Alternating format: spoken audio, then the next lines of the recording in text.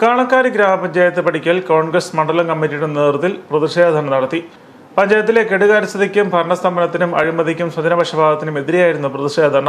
പഞ്ചായത്തിലെ ഗ്രാമീണ റോഡുകൾ റീടാർ ചെയ്ത് സഞ്ചാരയോഗ്യമാക്കുക, കേടായ വഴിവിളക്കുകൾ പുനഃസ്ഥാപിക്കുക, പട്ടംപടം പദ്ധതിയുടെ ഭാഗമായി 4-ാം വാർഡിൽ പണി പൂർത്തിയാക്കിയ കുടിവെള്ള ടാങ്ക് കമ്മീഷൻ ചെയ്യുക, അന്യായമായി വർദ്ധിപ്പിച്ച കെട്ടിട നികുതി പിൻവലിക്കുക, ആനുകൂല്യങ്ങൾ അർഹതയുള്ളവർക്ക് മാത്രം നൽകുക തുടങ്ങിയ ആവശ്യങ്ങൾ ഉന്നയിച്ചായിരുന്നു ധർണ.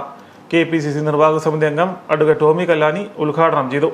കാണക്കാരി മണ്ഡലം Congress committee president KM Sebastian Kaduvakuzhi അധ്യക്ഷനായിരുന്നു.